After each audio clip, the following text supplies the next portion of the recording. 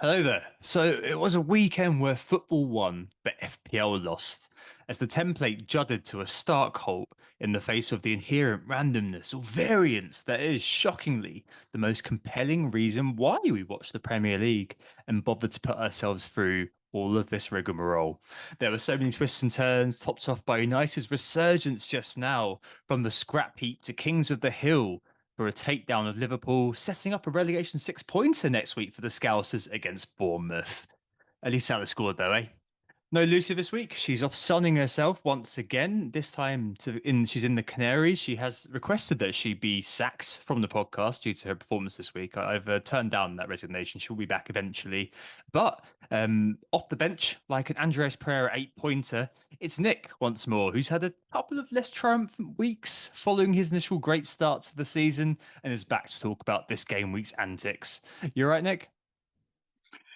Yeah, not too bad aside from that absolute car crash that was FPL this week and a little bit of a humbling that's been given out since the initial game week one thrill. But yeah, Mo Salah goal saved us skin a little bit just at the end. But ultimately, yep, the backup goalkeeper, he's here, ready for action. Your Daniel Iverson or your Fraser Forster of this pod, waiting with my slow hands, ready to play. Of course, we are Who Got the Assist. You can find Tom on the main account at WGTA underscore FPL. The absent Lucy's at Lucy Hynett with two T's, and myself at WGTA underscore Nick. And on the pod today, we're going to talk a little bit about data, but not in our usual sense. We're actually going to talk about when do we start looking at data for this current season, and just we can have a little chat about the template and whether you can judge whether a template has failed after 1 week. We're going to start with that as our initial section of the podcast. Second part of the pod, we'll then move to some of the standard formats such as the game we reviews, market forces, the mini league updates, and the Q&A. And just a little disclaimer at the end as well. We are recording 10 p.m. on Monday, 22nd of August. So the match has literally just finished. Things may change in the news in the next few days that we don't capture, such as new transfers, that kind of thing. Awesome. Yeah. Did your talking clock thing there, Nick? You should have done it. You should have, just gone full auto Nick mode. Never mind. Yes. Good to Missed that note. one. Yeah. Good to note. Good to note. Right. And yes, using a new format, as Nick just described, we're straight in really to thinking about early season data.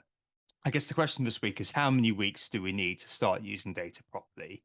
Now, I guess I started thinking about this because last week I spoke about the importance of the eye test in the early season, with reference to people writing off Haaland as a potential kind of Lukaku sort of parallel after last week's 8 touches. And that was an interesting one just to expand upon this week, to take you on the cruise really through why we've, despite being a specialist stats pod, always maintained a policy really of not using them early doors. We'll touch on kind of a general discussion around the use of data in FPL, alongside, of course, the contemporary issue surrounding the shock therapy Game Week 3 has applied to what was previously a very settled template. And as Nick just said, we were recording literally at the end of the Liverpool game with those shockwaves reverberating through our bodies and through many FPL managers' mind. But yeah, I guess to start off the general discussion this week, it is about using FPL in those early stages. And as I try to process what's just gone on and start to feel those sort of conflicting impulses to divest teams like Liverpool and Chelsea versus looking at upcoming fixtures and remembering, they've got a good couple of weeks to come. uh, I kind of start to look, Nick, at kind of thinking, can data help? Like, data's always my sort of fallback, my go-to. And I guess we were one of the pioneers, weren't we, of mainstreaming stats in FPL way back when. We've always been quite reticent to use data in the kind of mid-season or early season.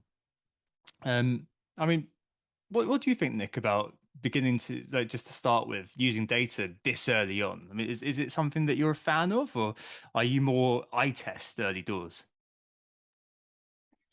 I think you can use a combination of both. You can certainly, use the eye test, watch the game, see what's going on, and kind of make a few judgments from that based on game week one. And obviously, game week one could be very different to the previous season. Sometimes, you've got new managers who are trying out new formations, new formats. See a little bit of that with Leeds, perhaps.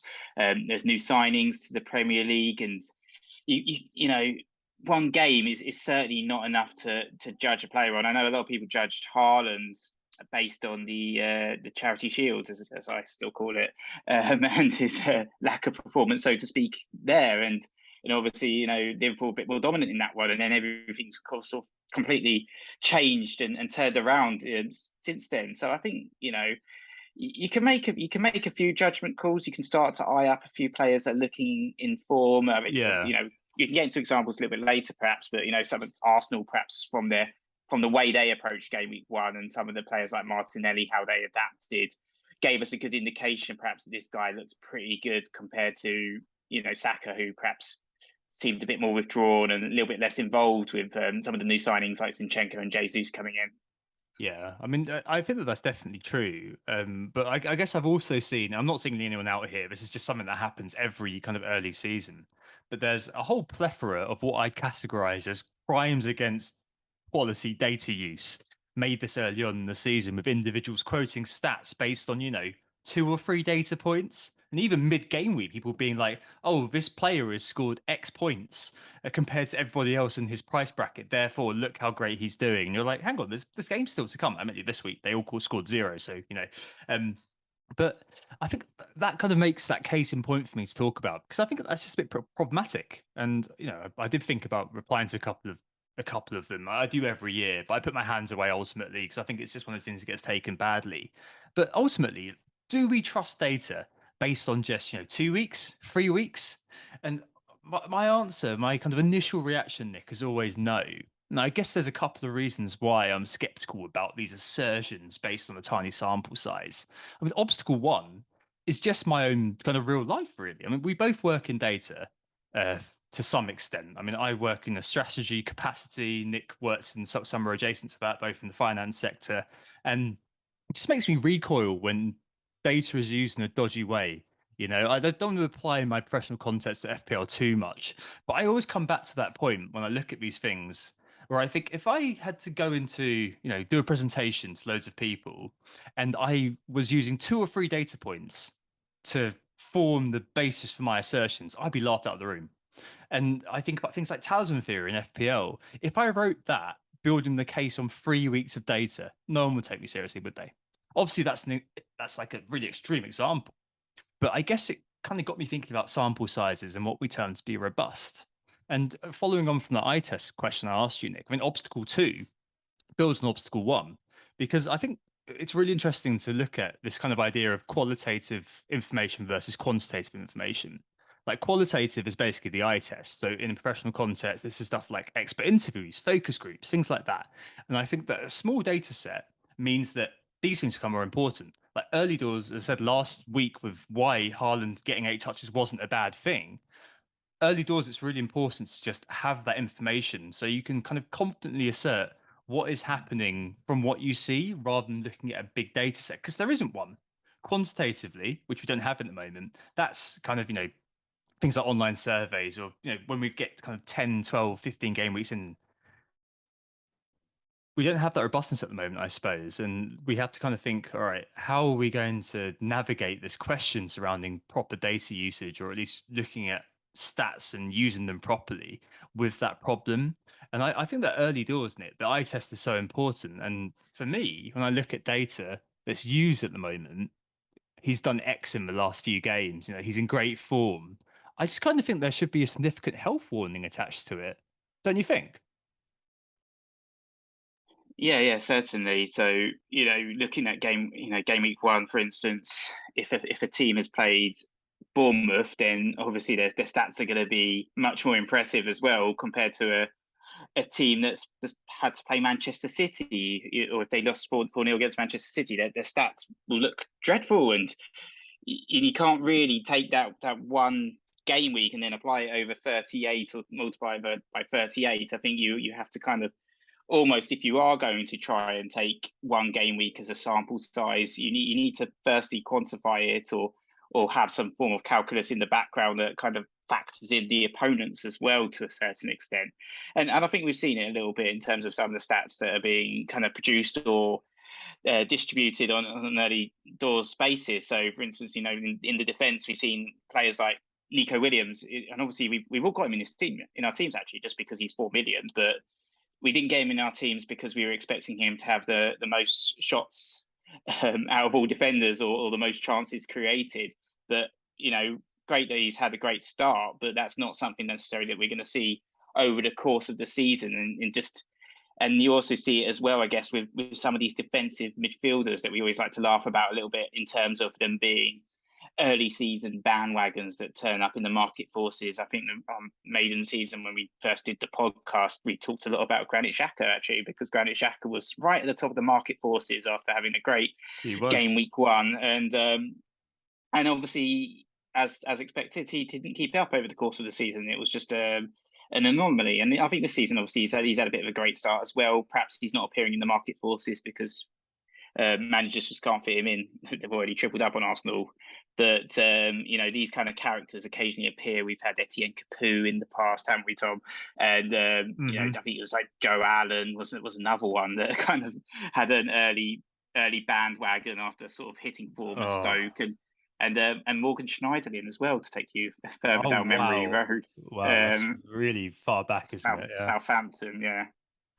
It's amazing, isn't it, when it happens? And I think early doors, you're really going back to the behavioral science pod and the mention of that need for control. Like, we need to attach some sort of meaning to the randomness we see in front of us to feel in control of the choice we're making. And I think the eye test is like that sort of qualitative way we do it. But, if we're doing it quantitatively at the moment, thinking about those examples you just gave, Nick, it's like that meme of the what's it being used as a deadlock. Like, there's zero solidity behind that sort of assertion. There's also framing at work as well, of course, because early door you may have a hunch about a player. You may think, oh, this player is really, really good.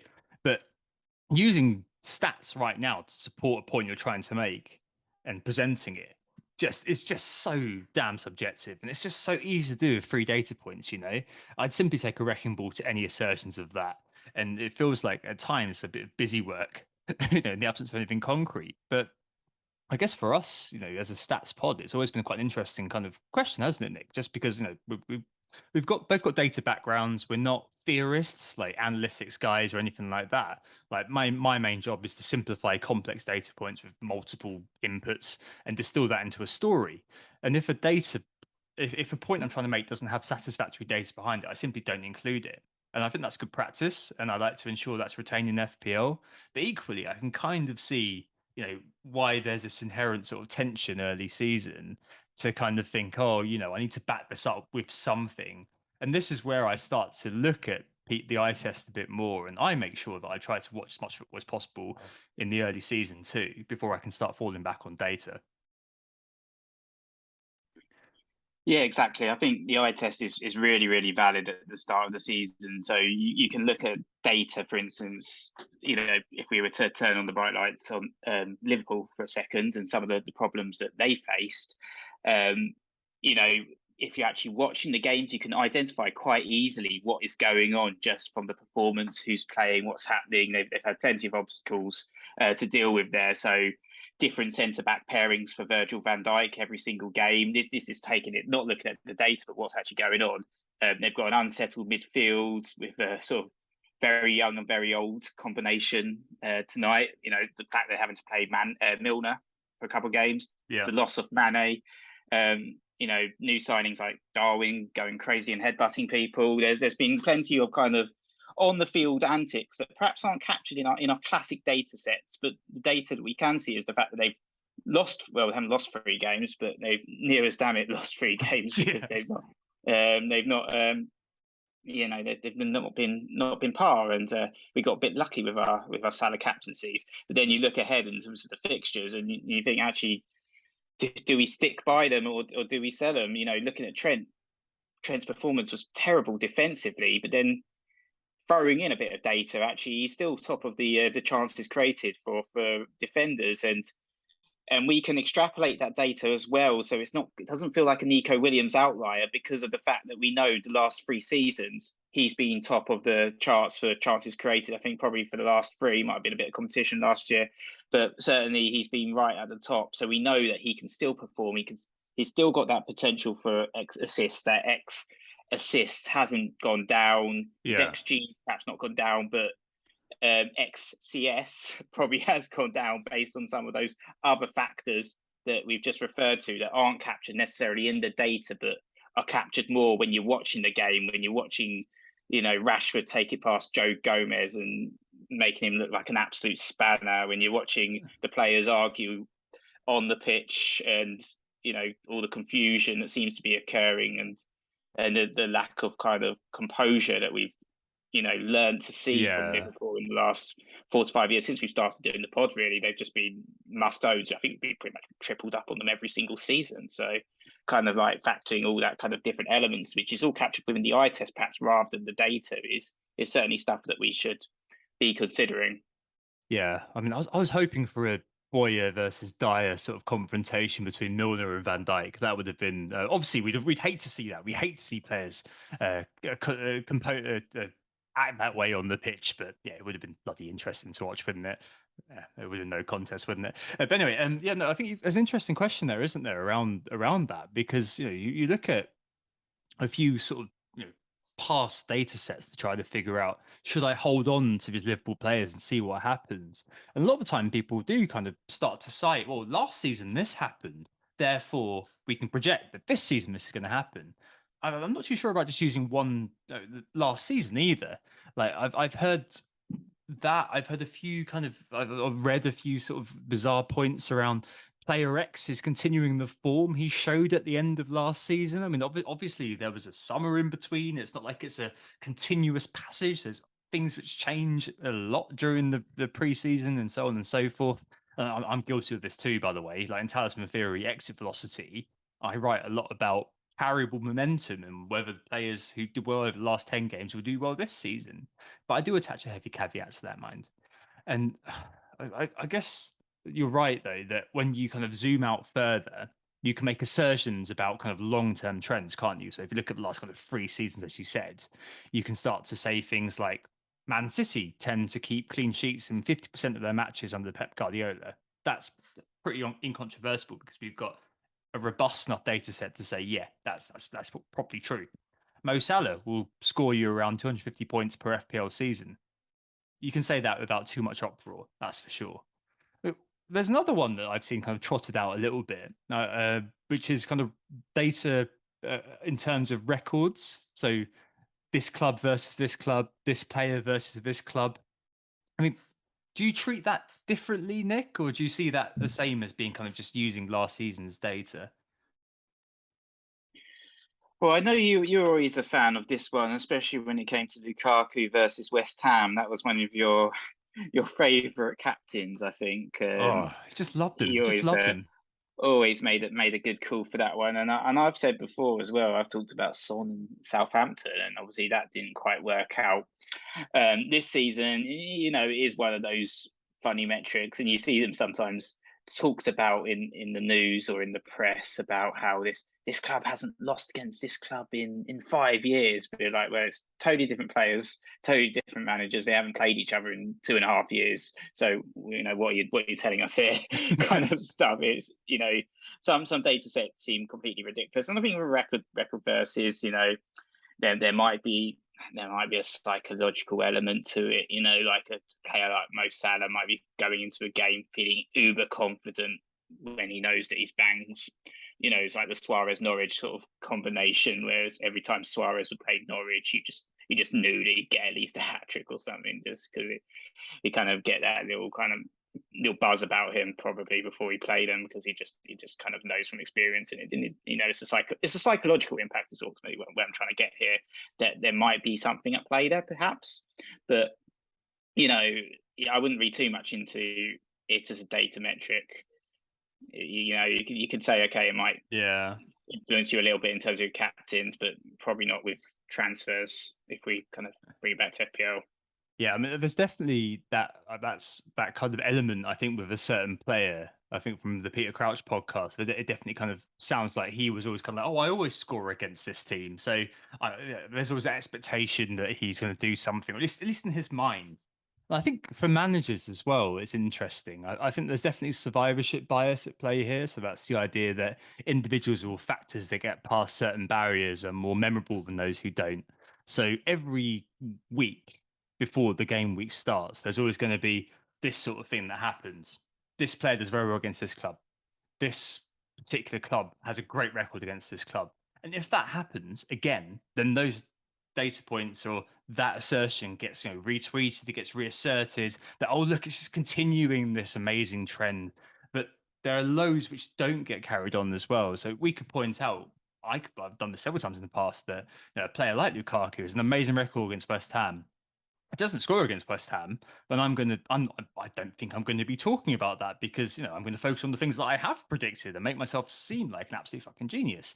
The reality is that actually the majority of these predictions, these kind of predicted trends, don't actually come true. Like, I tend to treat this, I know I do like it, it's just one of those sort of little sort of fun nuggets that can come through every now and again, Nick. But I tend to treat this like last season's data in some way. Like, it's arguably useful at times, especially if you've got like a micro decision to make, like a captaincy pick or something like that. But normally I'll take the next exit and scroll on when I see this sort of thing. You've got a few which do kind of stick in mind, right? Like Lukaku, West Ham, Kane versus Leicester, Gross versus United this season, and Salah versus anybody on game week 1. But these are the exception rather than the rule. And I wouldn't want to rest my chemistry really on anything about records versus old clubs or things like that. So where does that leave us, Nick? I mean, before we move on to talking about the topical thing around this season, do we just logically enter a space then where in the early season we just burn everything and just think, yeah, it's all random, let's just go again? Like, how do we put the weights into their little hearts and try to figure something out here? How do you do it? How do you approach it?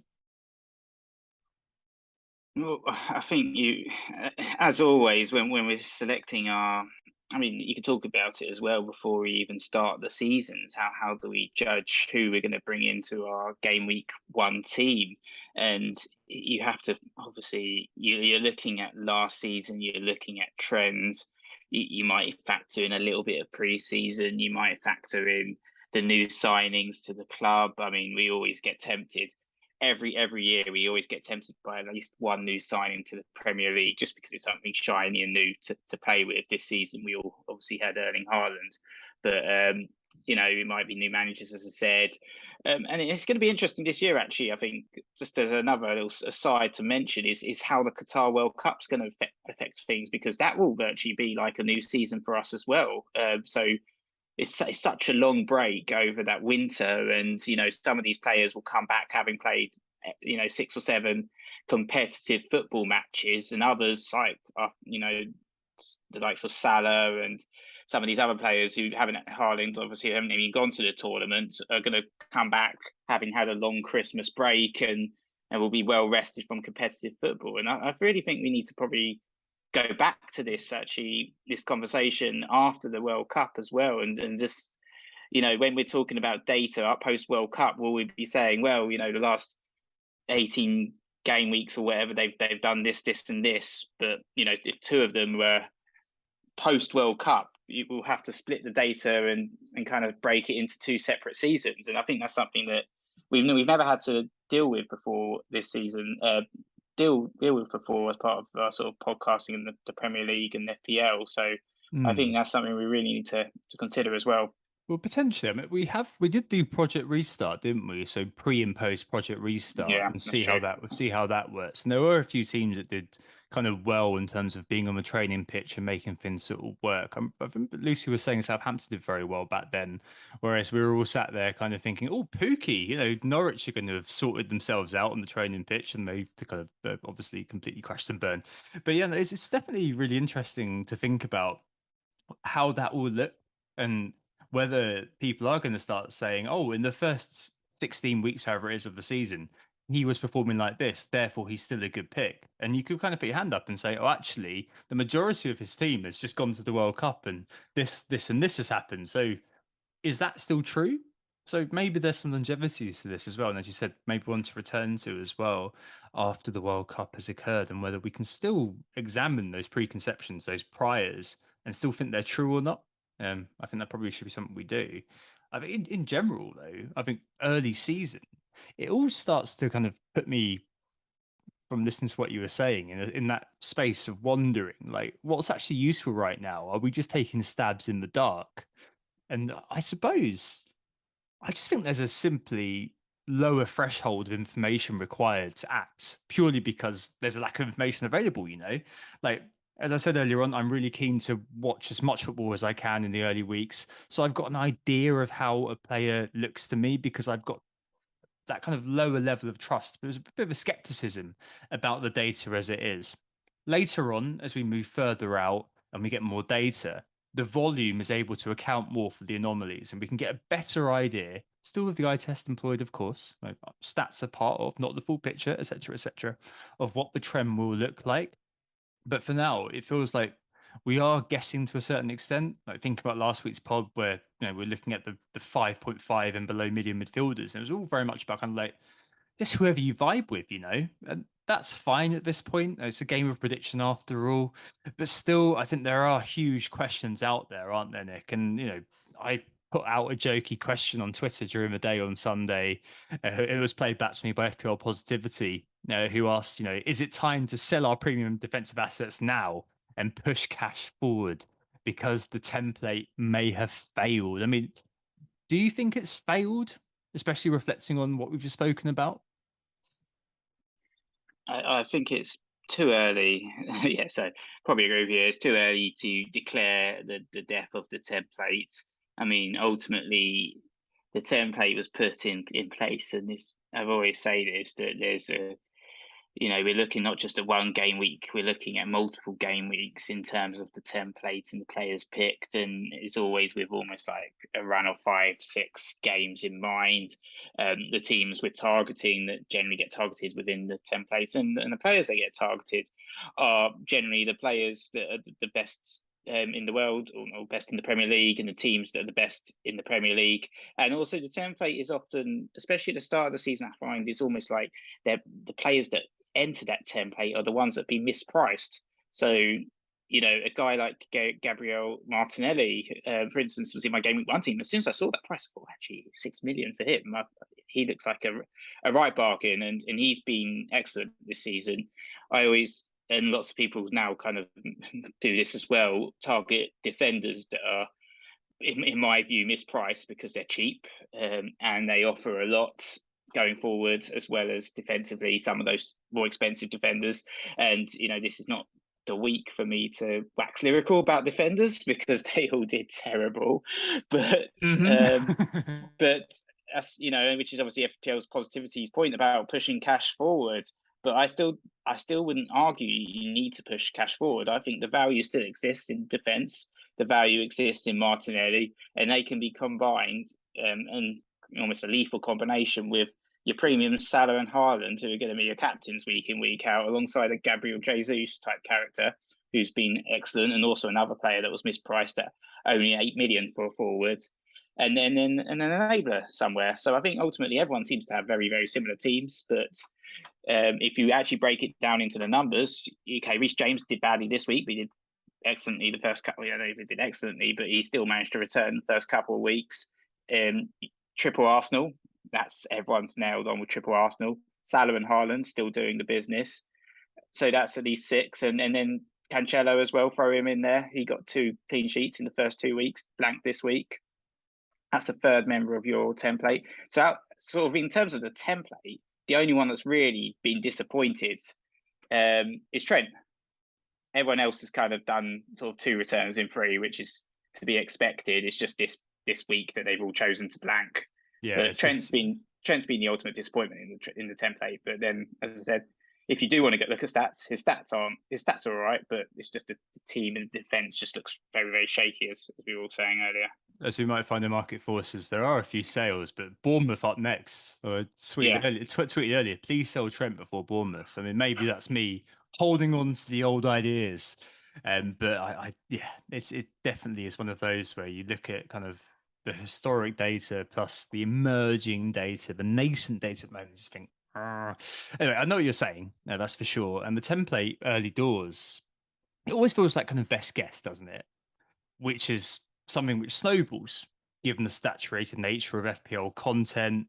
and the idea that the effective ownership of this player is going to be so high. It doesn't really matter if they don't do anything. It's just I want to be safe from kind of a negative impact if they do well. Especially remembering kind of last year when the template absolutely smashed the game week one. This year, when if you were without a few key men, you were playing catch up from the off. But I guess overall, the template at the moment, it's a case of 2 weeks good, 1 week bad, as you said. I mean, I'm not quite sure that I buy it yet, that it's all over. I mean, teams can't keep clean sheets forever. City wise, as I said earlier on, you're looking at one clean sheet in two. It's okay that it does happen every now and again. And I guess we're simply reacting to what's in front of us a bit. But I'm just not sure it's all over.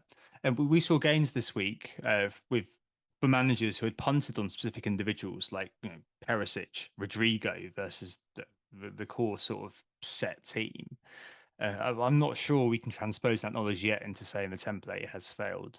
And there's always that sense of FOMO, isn't there? If you look into 1 week's data, but I think that received wisdom about chasing points remains true. I mean, if you look at we'll come on to it later, but our teams for next week and maybe your team right now, you probably got 10, 11 players at home and fairly straightforward games for the big guns. Liverpool versus Bournemouth. That's a relegation 6 pointer now. City versus Palace, admittedly a bogey team to some extent, but hey, they're still at home. And Arsenal, who are in the conversation as a big team now, versus Fulham. So I'm not sure it's time yet to jump off, and I'll probably come back to that when we're answering questions later. And I think there's a wider point here too, which I think is quite cool. But as you said, everybody's got similar teams right now. And what a week like this can tend to do is make a source of intrigue. Given how there's been a lot of fairly tedious discussion about the template being really strong and hard to defend against, I quite like how the outcome this week will cause divergence, especially though among those. And I probably count myself in this in the past among those who are likelier to kind of think, oh, you know what, I'm going to rip it all up and try to go for an opportunity further on. It just causes divergence. And that creates a really interesting dynamic in FPL for a bit because it's always, it's good if you're on it. It's good if you're kind of riding the template and you've got the template team, but it's crap if you're kind of, looking to do something, but you can't do it. I think back to like kind of a couple of seasons ago where you had the Bruno, Son, Kane, Salah quad, and if you didn't have one of those, you were screwed every week. And all of the players were all like highly aimed throughout the course of the season, and there was never any space to get anywhere. So I'm hoping that this will start to cause people to bet elsewhere, do different things. But at the moment, I'm still going to ride that template train. That's true. I suppose as well. Sorry, I'm just rambling a bit, Nick. I'll speak. I'll ask you a question in a sec. This creates a tension between the need to kind of adapt and thrive to what's in front of us versus the classic Nick patience. Does the early bird catch the worm, or does the slow and steady turtle win the race? What do you think here, especially because you were talking about Liverpool players and thinking about keeping or selling or that sort of thing? I mean, in a situation like this, are you minded towards patience, or are you thinking, "Oh yeah, I've seen enough. I'm going to move everything on now"? I think you need to.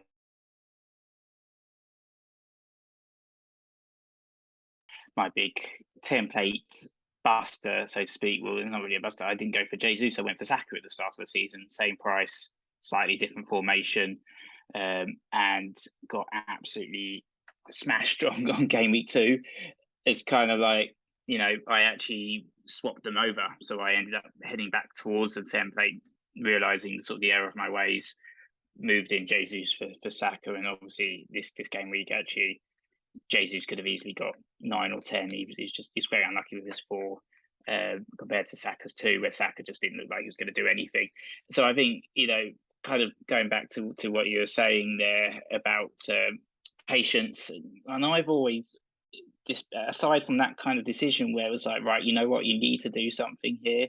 I don't want to be kind of like, victim of sunk cost fallacy, which we like to talk a lot about, and just kind of say, well, Saka might Saka's supposedly on penalties, he might outscore Jesus next week. I made that change. I did it quickly because I knew that it was the right thing to do, even if I was conforming to a template, so to speak. But in other examples, I think I do always try and be a little bit more patient. I think perhaps more than yourself in terms of keeping with an existing team, understanding the reasons why I picked them, and perhaps those reasons are still valid. Typically, is what I like to say. Has there been much change in one game? Often there hasn't been.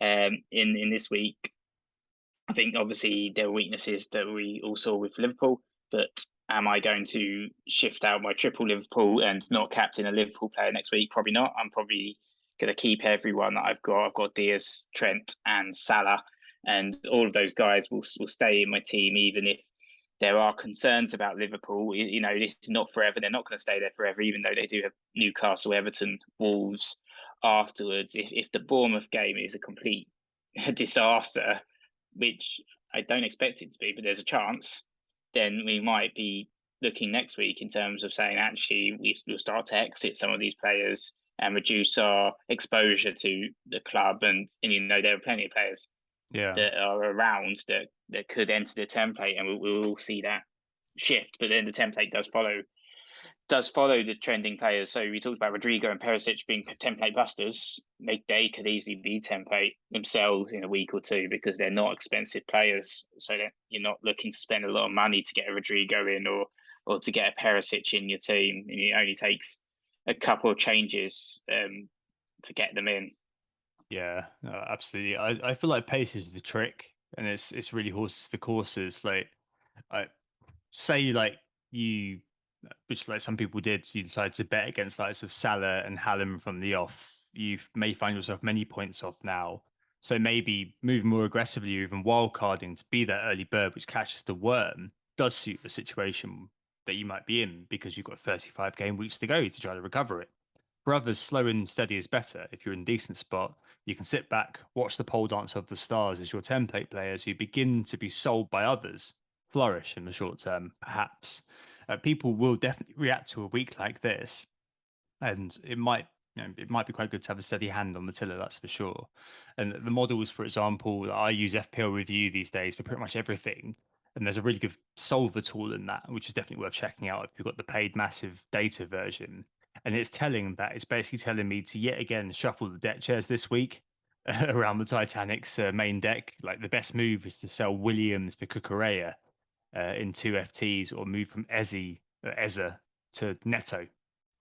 So it's important to note that the long-term projections of these are more significant than the short-term gain a lot of the time. And I'm trying to look at that kind of long-term outlook a bit more this year rather than being kind of fueled by the short term. But I don't know. I don't know. I feel like it's just been one of those things where in the past I've just reacted to a week like this and kind of gone, yeah, I'm going to wild card now, or I'm not going to do that because the transfer window's open. But you know what I mean? I've made a few changes now. Whereas I think a more subtle move here may kind of suit me better. Overall, then, Nick, where do we start to use this season's data? Like, when do you start to kind of think to yourself, oh, you know what? Um, when am I going to start to start citing? It's kind of 4 weeks. Is it 6 weeks? Is it 8 weeks? When do you start to kind of look at the Scout, the Hub, FBref, wherever you get your data, and kind of start to make judgments based on it? I think we've always kind of quoted a 5 game week window. I think in the past when we've asked when you've asked me similar questions, I think 5 game weeks always seems like a good number to kind of look. And then we do reference it as well when we often put in numbers out on the pod. We'll say the last 5 game weeks he's done this. He's been top of chances created the last 5 game weeks. He's had most goal attempts in the last 5 game weeks or highest XG. That kind of thing. And I think 5 game weeks is a really good number. So I know you could feasibly look at 4 or 6, but I think five's kind of the number that I typically use. Yeah, 5 with a proviso that if they've played a certain team, you don't discount that, but you still say Mm, one of those games was against easy team or one of those games was against mm. Man City. Therefore, that could affect the data because if you've got like a Vardy who has just scored a hat trick in a 9-0 win against Southampton, you might kind of have to cite that in why his data looks so good. I mean, yeah, no, that's definitely true. Like, I think I will probably start using them a little bit next week just because you've got two home and two away games. And it definitely kind of just shines a light on that clear split between the ideal scenario and pragmatism. Like, ideally, I wouldn't really say anything with data until game week 8. But pragmatically, given how quickly football moves and there's such a now culture about all of this, you can't be particularly noble about it. You can't be a martyr for data that much. And I do think that making assertions based on data for 3 weeks, 2 weeks, 1 week is a bit much. But that barricade has to be tempered with a need to begin to understand the trends as they emerge. Like, I don't think 3 weeks can form a trend really, but 5, maybe even 4 if you're kind of heavily health warning it can be a starting point, and I'll start to do it then. But my eyes will be wide open, as I said earlier on, to the fact that there's a lower threshold at play in terms of available information. So the eye test becomes really important. I guess upweighted earlier on in the season, and the data is more of basically what the eye test is later in the season, where you say the data is this, the eye test kind of helps me inform that. Now it's the eye test is this, and the data starts to help me inform that. So yeah, a bit of an inversion early doors, bit of a hefty, sorry, health warning attached. Anyway, hope that was a useful discussion. I'm aware we've not really come to a definitive conclusion at all, but that's okay, really. As views will always differ on this one. Not going to get into a really boring stats versus eye test diversion. I just hope this is an interesting look at the data and how it's used in fantasy football, and hopefully it could have sparked some thought, in terms of how you think about stats, especially when it's deployed, especially when they're deployed earlier on in the season. Right, let's take a break there and move on to the back end of stuff. This. So we're back, and we're going to be covering the game week reviews next. Just as we said at the beginning of the pod, shifting things a little bit around. And yeah, we both actually scored the same points this game week. But we're going to start with yourself, Tom. So do you want to tell us how you got on? Yep, so 46 points for me this week. I think that's kind of pretty par for the course. I ended up with a bit of a red arrow. I say I was 69K last week. I'm down to 212 this week off the back of my 46. That Salah goal was ridiculous, really, and it just kind of underlined how bunched up things are at the moment. That goal brought me up 300,000 places. I was 550K before that goal went in, 212K afterwards. So it's just silly at the moment, really, given how things are going. Uh, what did I do this week? I moved in Ezzy for Bailey, and Ezzy, Ezza. I moved in Ezza for Bailey. I need to start pronouncing that right. But Ezza, Easy. no, it's Ezza. It's Ezza. That's how we pronounce it. They of course posted a very good video on how all the players pronounce their names, and he pronounced it Ezza. So I'm gonna have to do that properly. But yeah, he basically everything but score, which is really annoying. He was so good, a really good player. But in terms of FPL, all fart no poo. Like if a player gets one bonus point in a 3-1 victory where there are 8 goal involvements and he still gets bonus, it just shows you what a great game he had. But no return, no return other than that, which is just really frustrating, basically. I think Schlupp missed a very good chance, the big chance that Ezra created as well. And it's just hilarious, really, that all of the other options that I had on the table, McAllister scored a penalty, Aronson scored because of the Mendy screw up, Pereira, I could have played him, got 8 points. They all managed to do something, and Ezra didn't. But yeah, it was all kind of immaterial because that one slot wasn't one that I thought initially was going to dictate my fortunes this game week. But you know what? If I think about it and think, oh, if I went with McAllister or went with Aronson, then I'd be sitting pretty right now. I'd probably kind of have retained my rank. In contrast, I didn't. And yeah, for Salah this week, my highest score of 8 points. Other than that, Gabriel at the back with the 7, that was pretty decent. And the rest of it was a bit of a crapshoot, really. I mean, Marcelli with the assist, but everyone owns him. Jesus for the assist, everyone owns him. Hallam with the goal, everyone owns him. Haaland and Jesus were both spies in my team, so EO of over 100%. And nothing really happened. It was a bad week for the template, as we spoke about, and my team is quite stubbornly template. People with low owned players moved up. I know it's not really happened in the first couple of weeks, but it happens fairly regularly in the course of the season. It's not a new thing.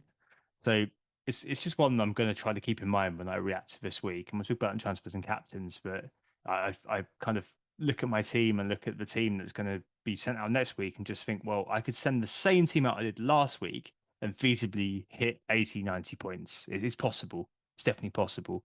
And the projections next week are pretty huge. So, yeah, I mean, one of those weeks where you score kind of 46 and you expect a lot more. These things happen, and you just got to take it on the chin and move on. Really, I'm not going to panic. That's for sure.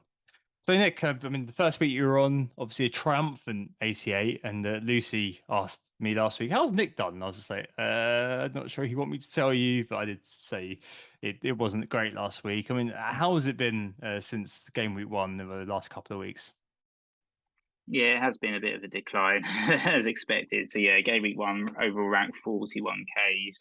You start dreaming certainly about what the season can bring, and yeah, unfortunately the following week was 55 points, and it wasn't like it was a bad week. It was just basically dictated by not owning Gabriel Jesus and owning Saka, and that was essentially a 17-point swing. So I got 55 points overall, and if I got those, if I owned Jesus instead of Saka, I'd actually still be ahead of you, and be sitting pretty probably just outside the top 100k. So that was quite painful, you know. And this is the issue when you do go against the template, when you do take a few risks, you do get heavily punished, and that's what happened to me in game week two, which is why I kind of took it back a step and actually bought Archie. I'm going to just get him in and do 2-3 transfers. Got rid of a bit of fodder, and actually brought in Pereira as well, who I benched this week though, unfortunately, so I didn't get his points. But at least I kind of got him as a impact substitution, which will be really better than having Luke Plange, whoever it was, Yeah. who doesn't even play. So kind of shifting to the 4-4-2, the kind of old school formation, over the kind of 4-5-1 experiment has kind of worked out pretty well, and also gives me a bit more flexibility perhaps for the later season. But yeah, this game week wasn't great, but obviously got the same points as you. I feel like this game week has been a bit of another dent to my rank. I feel like I've taken a massive hit again and gone down a lot in overall rank, but at least I feel a little bit more solidarity with everyone in our group chats who basically all got about the same score as us. There's not too many differentials really that paid off, and I think me and you, we got the same score because we actually both owned Gabriel in defence, who picked us up a clean sheet, which was actually perhaps the only real differential in our teams, and we both captained Salah. But yeah, I've got Kyle Walker as well as Cancelo. You got Edison, and we both kind of lost that double clean sheet with Manchester City. And Kulusevski, since sort of being one of my game week one heroes, hasn't done a lot either, so he only picked me up 3 points, and I'm starting to question his place in the team because I'm a little bit worried as well about Richarlison. But with Forest up next, I'll probably stick with him for a little bit longer and hope that he can act as a little bit of a differential there. So yeah, it has been a bit of a decline. It's interesting actually when you told me your overall rank. It does make me feel a little bit better because you're not that far ahead of me in terms of points. It's just those 14 points are just huge in terms of actual rank. So I'm about Yeah. 1.1 million or 1.2 million now after being sort of 44k. So that's sounds pretty awful on paper, but when you actually factor in the amount of points, it's really not a lot, and it could be anything can change within a week. But then obviously again we've got a bit of a convergence of the template. So when we've only got 3 players that are different, so I'm really reliant on like Kulusevski because Ward's not going to do anything for me, is he? So it's basically Yeah. Kulusevski or bust to try and catch up again with my mini league rivals. Yeah, it is what it is at the moment. I mean, I'm 220 or whatever it is, and I'm 10 points off the top 50k. I mean, it's just not worth looking at right now. One thing that is worth looking at though, to see how things are moving in terms of the reaction to the game which has just gone, is the market forces, where we look at the movers and shakers in the transfer market as it evolves. Obviously, we are looking at the evolution before the impacts of tonight's loss to Man United for Liverpool have been properly absorbed. But Nick, what's going on at the moment in the transfer market? Who's been brought in? Well, there's some interesting characters that have appeared that, as we said, we might talk about a little bit later as potential template busters. But Rodrigo's being heavily bought. the Leeds man. Everyone was a little bit shocked by their 3-0 win against Chelsea. That was certainly one for the books, but he's had a great start to the season, 4 goals in the opening 3 games and 1 assist. It's just whether he can maintain this type of form. And it kind of goes back to some of our other discussions, as I said, last couple of seasons, he only managed 6 goals over the whole course of the season. Previous season before that was only 7 goals. So he's not been the player that's been prolific or heavily prolific in the past. But again, he's working with a new manager at the club who's giving him obviously a little bit more license to roam, a bit more confidence in him and his abilities. He's also had a reclassification, which is very interesting. He's now a midfielder. Last season he was a forward, so certainly he is one to keep an eye on and consider for FPL teams, especially at the price. He's already had 0.3 million worth of a price rise, but looks probably to have more this week as well. And the other heavily being bought player actually is Ivan Perisic. So he's the other sort of template buster, I guess, in the defence. Got 12 points this week. Picked up a bit of a jammy assist, but certainly I think he was deserving in terms of his performance because he was really, really good for Spurs on the wings, and I think as well, he will be more of a nailed down option to start the season. Obviously, Conte a bit more reliant on some of the players that had been, longer servants at the clubs, like Sessegnon and Emerson, but Perisic now has sort of broken into that first team and proving his worth as he is ultimately an excellent footballer, an excellent talent, world class international footballer ultimately, isn't he? And he's also classified as a defender when previously we've known the guy as a sort of an attacking winger, so certainly one to consider for FPL teams, but just about how we fit him in and who we sacrifice actually out of our defenders, because we've all got the same defenders in terms of this guy. Yeah, I mean, it's definitely, it was a Zinchenko style sort of assist, wasn't it? There was kind of not really the sort of assist we'd come to take from Perisic with the flick on, but nonetheless, as you said in the game, you were looking at him, and if you didn't own him, proper FOMO levels, really, with not owning the Croat. I mean, to see how that goes, wouldn't expect him to start all 3 of 4, 5, and 6, which are games over 7 days, 3 games in 7 days. But hey, I mean, I can understand why people are kind of making the move, especially with the defenders not doing particularly well. Elsewhere, Ivan Toney, 227,000 transfers in for him. Returned in all 3 fixtures thus far this season, 8, 9, and 8. So constant, consistent, as has Kieran Trippier with the goal against Man City that took him up to 776. So 3 returns in 3, 20 to over 200,000 transfers in for him. And rounding off, William Saliba, who's now 4.6 million, 8% owned. A very nicely taken goal actually against Bournemouth. The wrong defender as far as we're concerned. And I know that Lucy bought him in on Saturday night. What's a casual? Absolutely filthy. Terrible stuff. Well, you'd break into chant there. Saliba! Oh, brilliant. Great chant. Everyone's had that. I've had that in my head, unfortunately, for the last couple of days. I've not been able to get rid of it.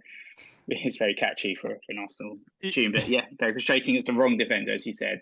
Pioneer to the Falls. So we've got on the transfers outside of things, apparently people own Koulibaly. He's got himself sent off, didn't he? So -2 for him this week, and 197,000 transfers out. If you did go for Koulibaly as your Chelsea defender, easy swap there, I guess, for the likes of Perisic. Saka. A lot of people, as I said, myself included, in that went punted for Saka at the start of the season. I think it was 40% actually at one point, and looking now, he's got a sort of 16% ownership. It's very easy to understand where people are moving that money. It's actually more of a sideways thing. So people like me, I've gone to Jesus, but a lot of people also doing the switch from Saka to Martinelli, who's just completely outshining him so far this season. So it kind of makes sense, I guess, why people are selling him, even with that sort of plum home game against Fulham up next. Darwin, a bit late, but obviously he was suspended. He's still suspended for the next game as well, I believe. So people selling him, 160,000 transfers out. And then also you've got Neto there. The algo's fave at the moment, as you said, Tom, in terms of recommending people to transfer him in, but not the start we all kind of expected from him. He was sort of the 5.5 million standout pick at the start of the season. We were very excited about him, but I think he's playing more kind of a bit of a repressor wing back type role, and Wolves are just incapable of putting it in the back of the net right now. So I kind of understand why people are selling him, especially when you see a few of these interesting other picks scoring this week, and also Son, who's been a little bit disappointing so far this season. 150,000 transfers out for him, yet to score. He's only got the solitary assist he got in that Southampton at home game, in very expensive asset. So no goals in the first 3 games at sort of 12 million. You can understand why people with him who still kind of trusting in him are kind of shifting him on now and looking elsewhere as to better places to perhaps distribute their money. Yeah, definitely. Arsenal target Neto as well. We just mentioned that could end up at Arsenal by the end of the transfer window, according to David Well, Ornstein. maybe you can go for the 4 Arsenal players cheat or hack or whatever it's called. Something like that, that's for sure. I mean, what's also interesting is you've got Trent, who's been sold now by 90,000 managers, and Salah, who's been sold by almost 53,000 managers. I think we should just meditate for a second on the idea that someone out there, or loads of someone's out there, have confirmed Salah out for Rodrigo. I mean, it's absolutely amazing, isn't it? If you take a step back, it's just incredible how quick FPL moves. If you just think, wow, okay, that's a move I don't think anybody would have foreseen being in vogue. But I'm sure that a lot of those sales have been for Rodrigo. Similarly, Son to Rodrigo. That is just mind blowing, really, if you think about that over the course of the last few seasons, or and think about, oh. Yeah, it's just crazy. If you don't stop and look around once in a while, you might miss how ridiculous FPL can be. Right, and very quickly, let's do the Min League update. The Min League code this year is JUXXXE. There is no way to make that memorable. Just remember there's 3 X's, there's JU, and there's an E at the end. Right.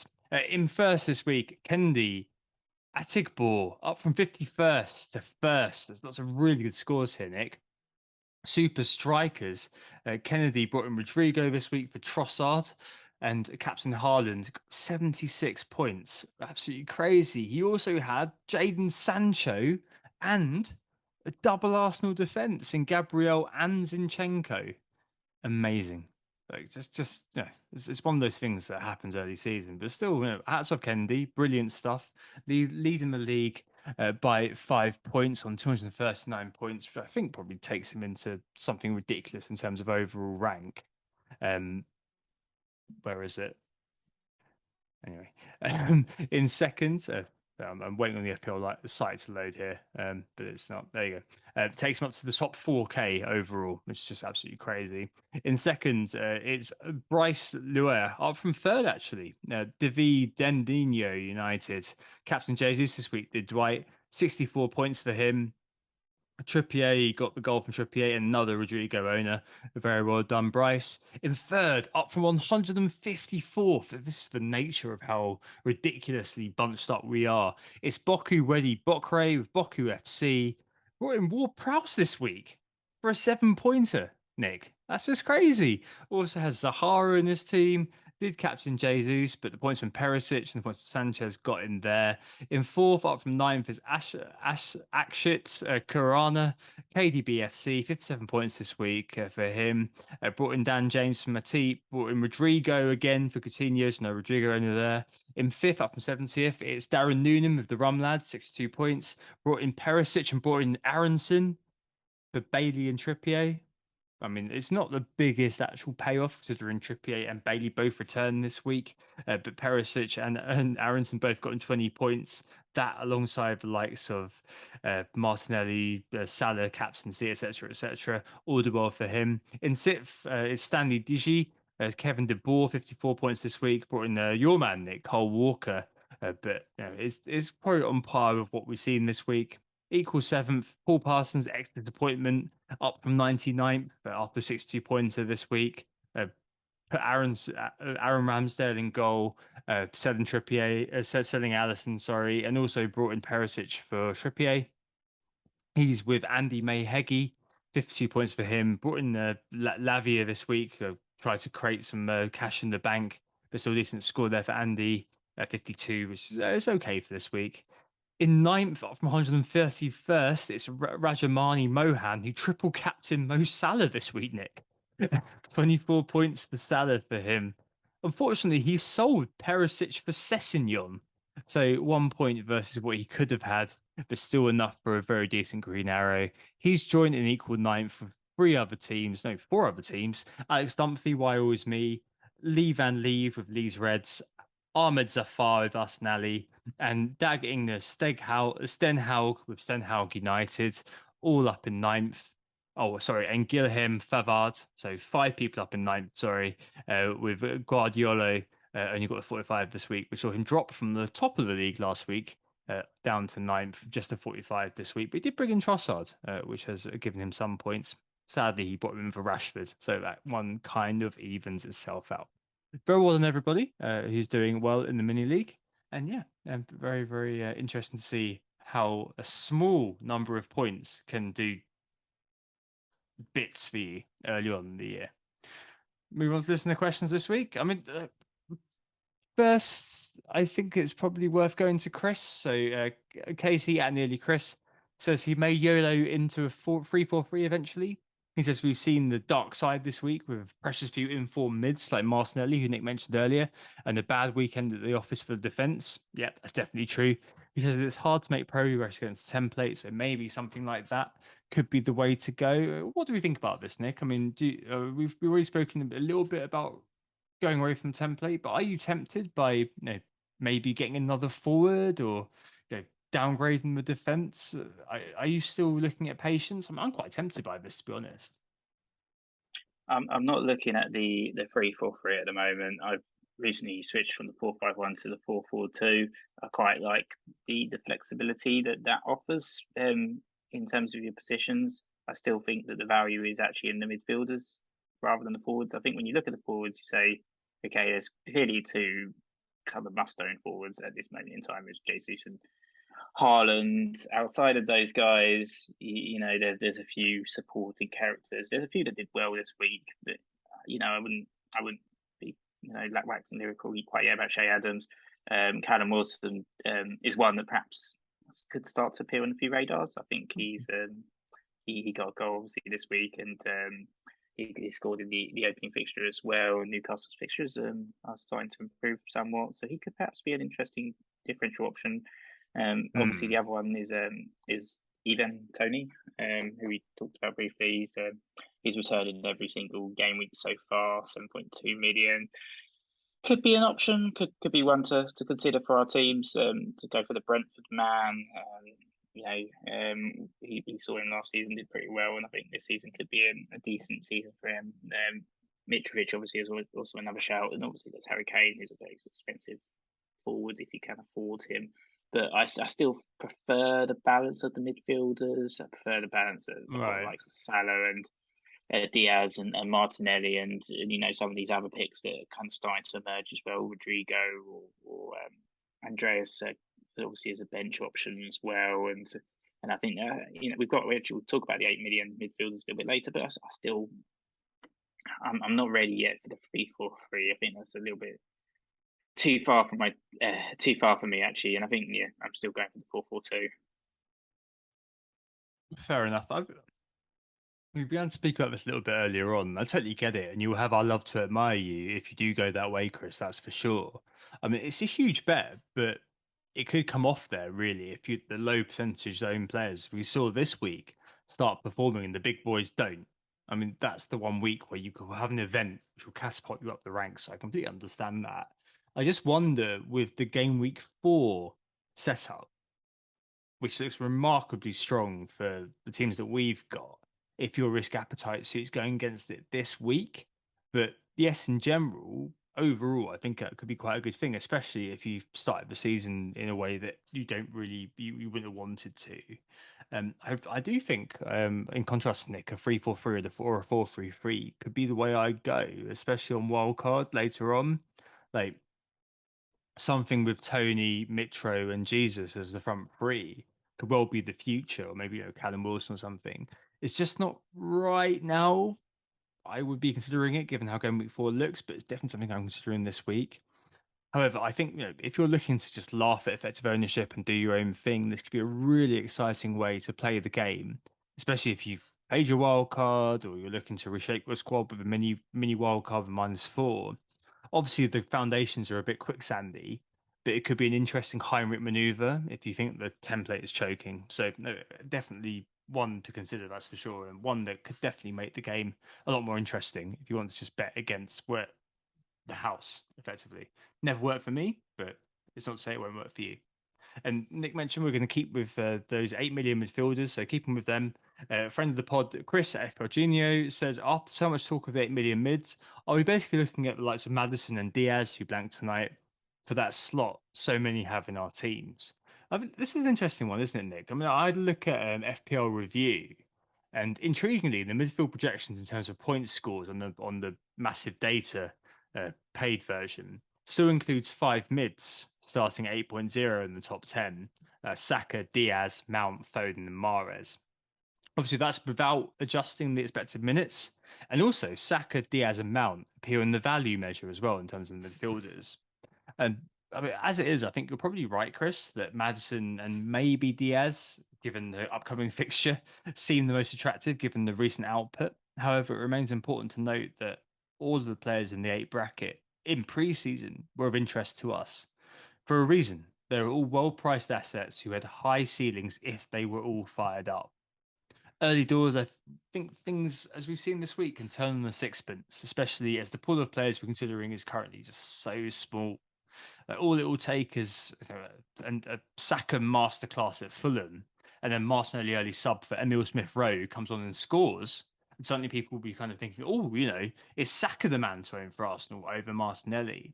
And, you know, the other thing you could probably do potentially with the 8 millions, if you were kind of cold on them now, is you could do the opposite. And you could say, you know what, Tom, I don't believe the models, or I don't really believe that there's going to be a resurgence in them. And you could eschew the spot altogether. Go with someone else, like, Trossard or whatever, in the cheap seats, and get in Tony, who has crossed my mind given Brentford's fixtures, and kind of, as Nick said, just kind of push towards other places in your team. And it could be a really good way to differentiate from the crowd as well. But for now, I probably am going to keep my Diaz pick, but I can definitely see why confidence has been shaken in the early stages in these the 8 million slot. What do you think, Nick? Yeah, you also didn't mention a couple of 8 million midfielders that perhaps still on people's radar, people considering. Obviously, my man Kulusevski is still out there as an option, and with Spurs fixtures, he was an early wagon, but with Spurs fixtures, he could be a decent way of covering that attack. And I've always said that perhaps if no one can afford Son and Kane, why not get Kulusevski, and you've got that Spurs coverage for the next few. And also Phil Foden is the other one. 8 million. I mean, I don't know if you watched him, but he was very much on the attack, even if his end product was pretty poor. Yep. But there was a lot of, there was a lot of attempts. Let's just say he spent a lot of time around that corner box, running forwards, getting it across, and cutting inside. But yeah, not much end product, but certainly still one to consider. And I think, as you said, they're value assets. A lot of these guys who are priced at 8 million are, top performers at their clubs. And Yeah. as long as they stay on held, then they should be good. I think Mount's been pretty terrible, but Madison certainly starting to catch my eye. And I do kind of regret not actually punting for him, because I did kind of really think about him. But might be one to consider, certainly come game week 6 when Leicester's fixtures really, really start to improve. Yeah. And I could do some sort of like Madison, Kulusevski to Madison, swapperoo. So I'm not going to end the discussion in 8 million midfielders. I think they didn't have a great week this week. Most of them didn't, but certainly you can see plenty of goals, or there will be plenty of returns in the future. So I do think Yeah. there's space for at least one in your squad. Yeah. No, it's also quite good for transitioning up or down, to have that. And if one does go off, I mean, Madison has been going off, you might consider him. But yes, no, I certainly see where you're coming from. Right, next question. We had loads of people asking us about defense, Nick. Keith Hopkins asked with Correa, James, Diaz, and Cancelo underperforming this game week. Do double ups on Chelsea and City make sense, or do we just concentrate on Spurs and Arsenal? NZFPL asked a very similar question. Is double City/Chelsea defensive trap? Friend of the pod, Adam Pritchard, who's riding high on a Xhaka assist from a corner, Nick. Way back when, yes, there's a lot of happiness following that Xhaka assist this weekend. Asked a similar question about Kante's absence lessens the appeal of the Chelsea defenders, and if the likes of Konate and Thiago being out also impacts our trust in Liverpool defenders. And also, Sean McCall at Macaulay09 asks if we can trust Pep. Sorry. With Diaz's playing time going forward. Um, let's just take the defenders and take these double ups as a sum total, Nick. I mean, do you still think that there's value in double City defense, in double Chelsea defense, or would you be looking to not hedge your bets, just have one of them, especially given how Liverpool have failed to perform? Like if you're Robertson only, you've got to be selling, haven't you? Yeah, I think the double Liverpool defence is not viable. I think certainly if you are exposed to double Liverpool, I'd be moving one of them on, and I think there are plenty of options in that defensive line to consider. I think killing off the concept of the double City defence was very premature and based on the one performance. I think, as I said, the first couple of games they were very solid at the back and kept clean sheets, albeit it was West Ham and Bournemouth who aren't particularly good teams at the moment. But looking at their fixture run as I like to do, Crystal Palace, Nottingham Forest, Aston Villa, Spurs, Wolves, you could probably see about 3 clean sheets there. So plenty of points to come. Cancelo isn't the kind of guy you should be selling, in my view. Certainly not.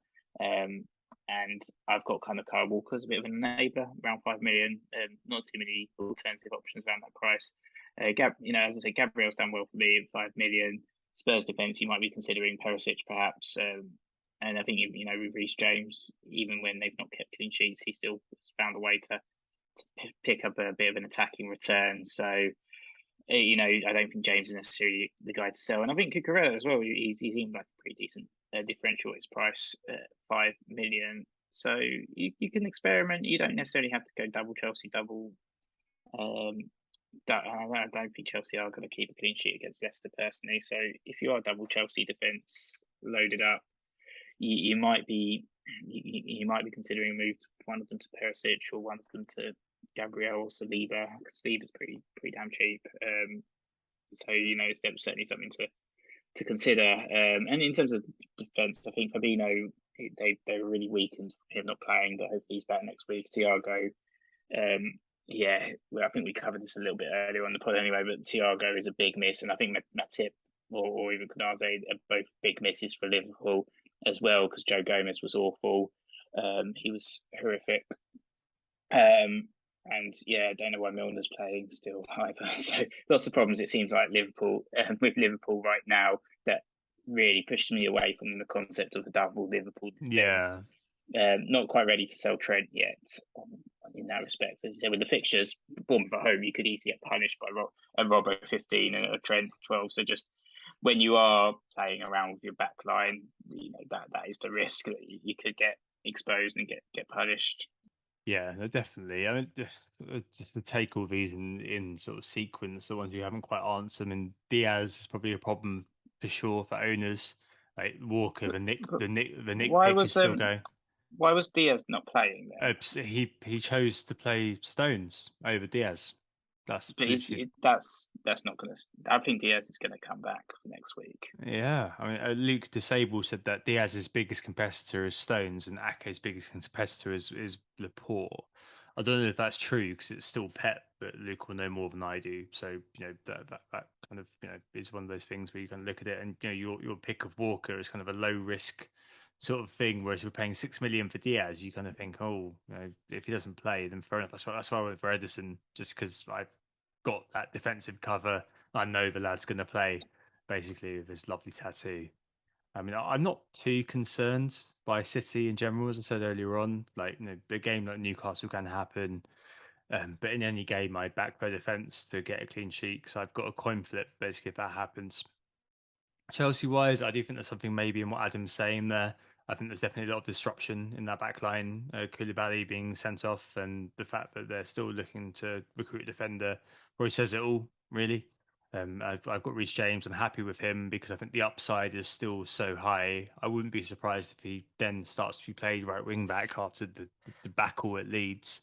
But nonetheless, I mean, if you've got double, if you've got Kukurea and you've got Reece James, it's not one to really kind of start messing with unless you've got two free transfers. If you've got one free transfer this week, I would definitely roll it ahead of the game week 5 midweek. But still, it's one that's definitely going to be on your radar. It's one that you may potentially need to look at. And Liverpool defence, I mean, I've got Trent, and as earlier on, if you've got Trent and Robbo, I probably would be looking at selling Robbo and doing something else with it. I really would. I think that's kind of just the way it is. A friend of ours, Desperately Can Do It, and Alan was always saying at the start of the season, yeah, Liverpool don't start off very well in defence, and that's ultimately why I didn't go with double Liverpool defence because although they're great over the course of the season, it does tend to be this way. At the start of the year, it doesn't quite work having the double defence for Liverpool just because the way they play is very different to City. City keep the ball, which means that their opponents can't score as much. Liverpool play slightly differently, and it doesn't quite translate as far as you need, especially if there aren't the attacking returns forthcoming.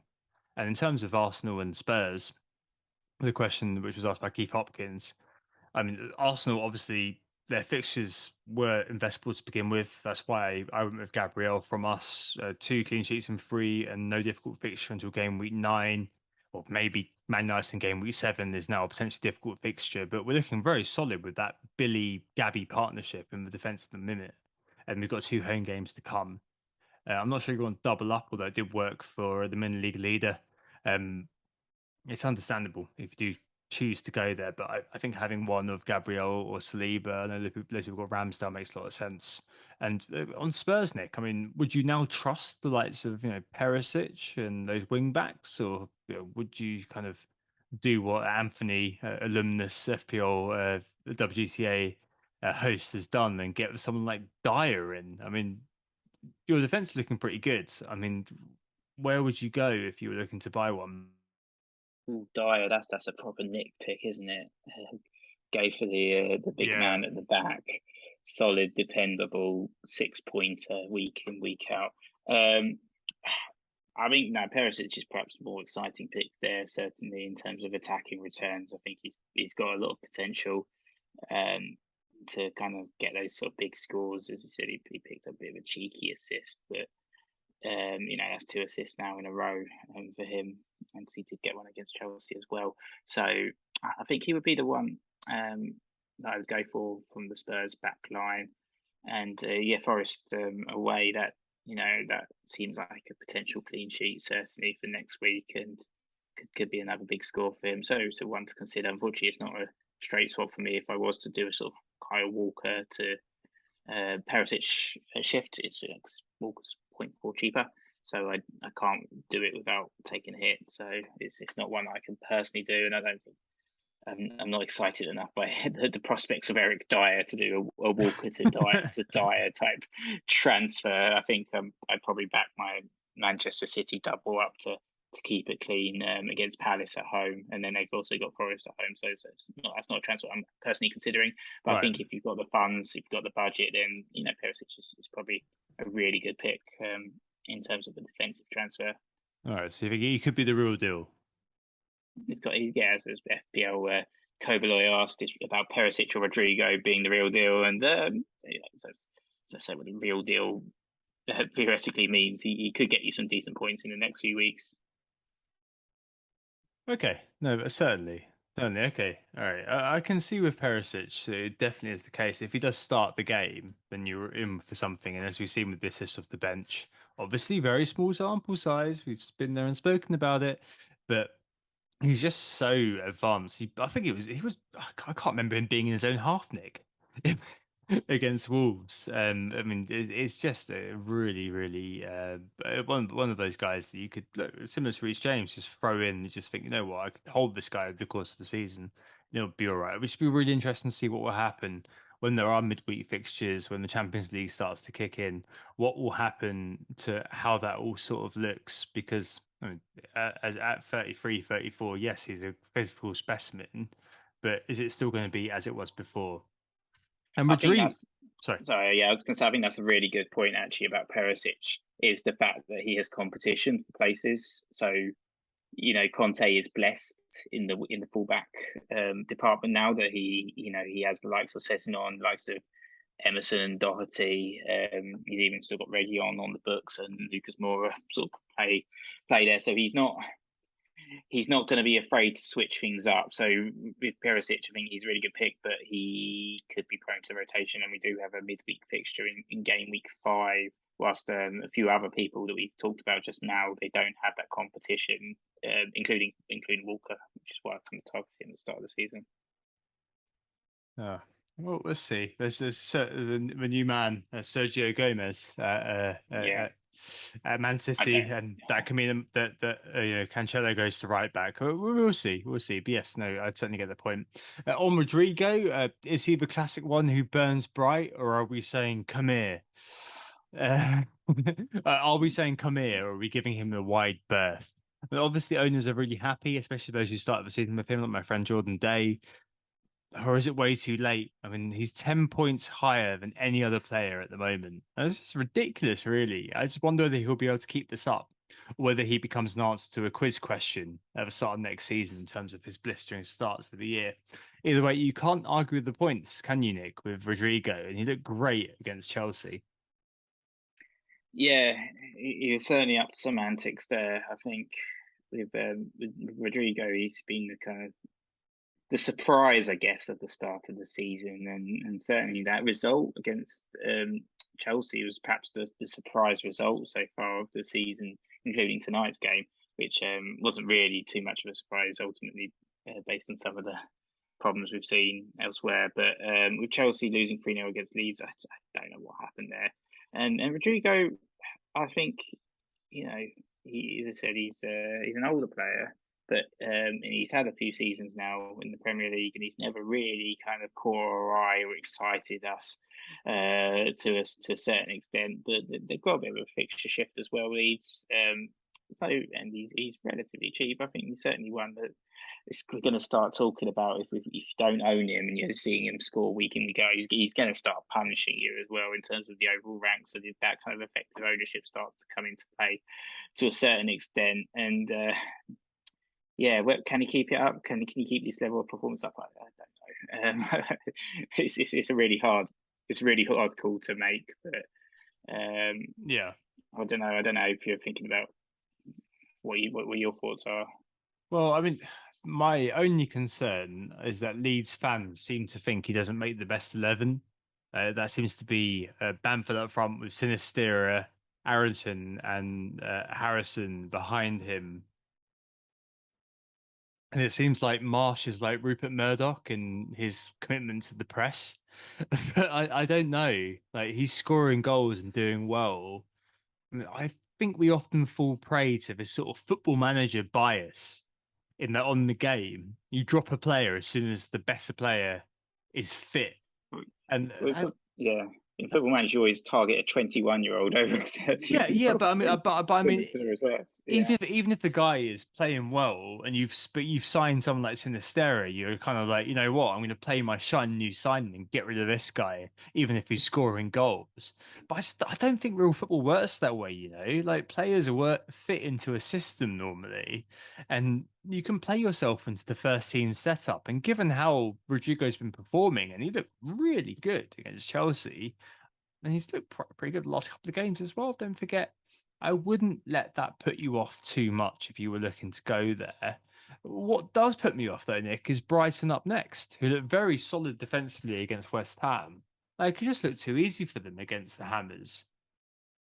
But, I mean, then again, Leeds just breached Chelsea. So, hey, if you can do it, I'm all for it. I can understand why you'd be doing it. And, it could be the start of a Riyad Mahrez style breakout season. You never know. I just wonder with that Brighton game up next whether I'm going to trust it. Right. Next question. FPL saying at a footy waffle says he's tempted to wild card, but it would only take he would only make 4 or 5 changes. Is it worth it, Nick? Would you do a wild card for 4 or 5 changes? I mean, I would say generally you want to be making a minimum of 5 changes. I think you look at your position at this moment in the season and you think, actually, do you really want to be pulling the wild card after game week 3? What are the other options? Perhaps taking a -4, -8, do a little bit of emergency surgery to kind of fix a few issues here and there. I mean, I'd have to see the team to kind of really say whether it's worth it or not. I think just kind of giving an answer based on the numbers provided, I can't give that without seeing it. But I think where we're at the season, the amount of changes being suggested, perhaps it isn't worth it. Perhaps you can fix it with a hit, maybe just a -4 or -8. Of course, it's worth highlighting that this season we do have the unlimited transfers over the Qatar World Cup. So in that sense, there might be a little bit more scope than normal for an earlier wild card, just because you've got that extra flexibility around December. But I don't know, it still feels a bit unnecessary for me. Yeah, no, I think you're probably right. Like, I like something my friend Praz FPL wrote in preseason on Scout about this. He went through all the options of when you can wildcard and basically said that the best thing to do is to have a low bar for wildcarding this first half of the campaign, with effectively those 3 wildcards, as you mentioned, with the unlimited transfers during the World Cup. I guess, though, like, following the theme of the discussion, I'd probably not be looking at wildcarding just yet, mate, because unless you're truly in the mire, as Nick said, we don't know what your team is. It kind of feels like the best way is not to throw the baby out with the bathwater unless you're really screwed up. And it doesn't really seem worth it right now, especially with game week 4 looking quite good for the template. That said, I think I might end up wildcarding similarly when I do it. So moving out 5, 6 players, really kind of tinkering around the edges. My only consideration really is that I want to see the lay of the land once the transfer windows close. And we'll also see what happens when we're back to midweek engagements, be it the continental competitions, be it the midweek Premier League games, game week 5, because then we're better placed to assess what types of players are actually representing value in both the near and medium term. There's not really much long term because we know how the season's going to look with the mid-season break due to the World Cup. But yeah, I guess in short, if it suits you, fine, I get it. It's probably just not for me at the moment, given that we're still in the early days. Let's move on to transfers and captains, and Nick, wrap up the pod for now. Where are you this week? What are you thinking of doing with a fairly template team? Yeah, as always, I'm going to be extremely exciting. I'm probably going to roll my transfer and captain Salah. So there you go, guys. Fun times.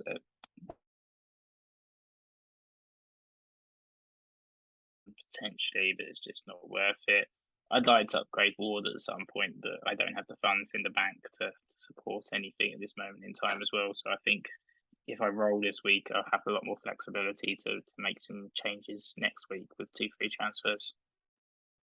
Yeah, fair enough. And for me, I'm really not sure again, Nick. I've got 2 free transfers, but my bus team is really strong. It does sport a Neco Williams start because Eze is away to City and Pereira is away to Arsenal.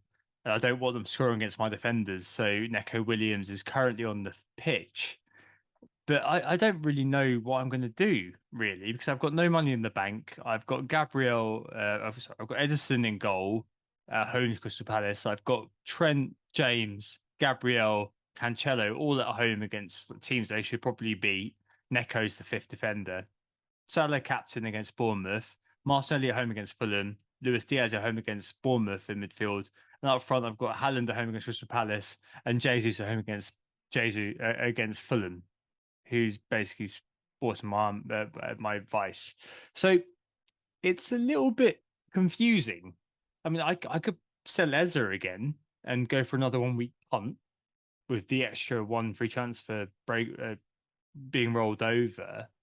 I, get Aronson in against Leeds, against Everton. I get Aronson in against Brighton, but as I said earlier, I'm not too keen on that. I really don't know what I'm going to do, honestly. I don't really want to sell James. I don't want to sell Edison. Two people who people have said sell that guy. I'm not sure about that. I could sell Diaz maybe, but he's got Bournemouth up next, so that doesn't strike me as being a good sale. I might, Nick, end up doing something ridiculous, like Archer, who's my third sub, who might go out on loan apparently. He could be sold and replaced with Fulham's Jay Stansfield, who I'd never heard of before this game week. I'll be honest. He's poo, but playing. He could be that could literally be what I do. Or I could do Neco out for Emerson Palmieri at West Ham, who's apparently a here we go, according to Fabrizio Romano. But West Ham fans are skeptical of him playing. So it might well be that I just shuffle the deck chairs again or even burn the transfer. But I'm happy with my team. I think so later on, I'm not panicking about what's happened this week in terms of the template. I think I could send out this team and do really well next week. So I'm not particularly bothered. I know Neco against Tottenham at home is not the best fixture. Probably could play Eza, could play Pereira, whatever. So I just think I'm basically going to waste a transfer or burn a transfer, Nick, unless something happens during the game week.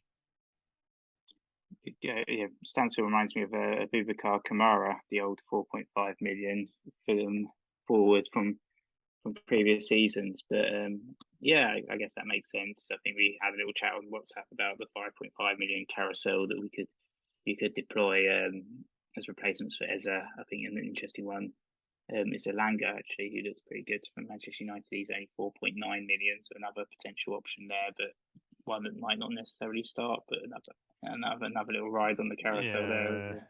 Yeah, or I go for like something like Wissa, Brentford, or I go for Norgard has started the last three and played over 60 minutes. I think he's the only midfielder who has done that. I don't know. I don't know whether it's worth it. Like, I quite like Eza. I think he's an excellent player, and if he had some end products, then suddenly things look rosy, and suddenly he is underpriced 5.5. So I just feel like I'm going to leave it. I think this week I just don't know. I just don't know. Well, anyway, I think that's your lot. Thanks very much for listening. Hopefully that was all useful, and thanks Nick for coming on. I'll be in France next week for the pods. I'm on holiday, en vacances. And you'll be there as well, Nick, for a bit, actually. You'll be there on Friday, Saturday, and Sunday. The wedding, a mutual friend from school is getting married to a French lass. But I'll still be there for the next pod. Just a warning, it will be a bit more ad lib than this one because I'll be on holiday and yeah, I won't have time to prepare as thoroughly, basically. I'll probably be really hungover because the wedding was on Saturday and we're recording the pod on Sunday evening. But probably the case that we'll be doing one, just a Q&A. And then next Thursday as well, I'll have just come back from France. I'll do one after game week 5, probably a solo babble. Do my best to get it done, but it will be a Q&A, so kind of skeleton service, I suppose, for the time being. But yeah, I mean, we'll definitely be in touch again, won't we? Next Sunday, from France for me at least. Yeah, sounds good. Looking forward to a little bit of an international travel and a little bit of a break and fun times at a wedding next weekend. So yeah, very much looking forward to getting out of the country and yeah, looking forward to it all. But yeah, thanks everyone for listening, guys.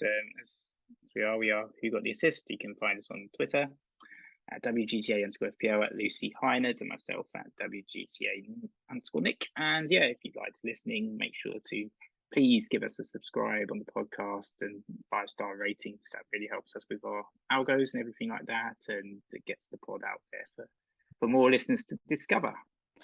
Brilliant. Yeah, thanks so much indeed. Go ahead and do that on things like Spotify, iTunes, etc., etc. Hope this you think about early use of data in FPL and everything else like that. All the best this week. Speak to you very, very soon. Goodbye. Bye.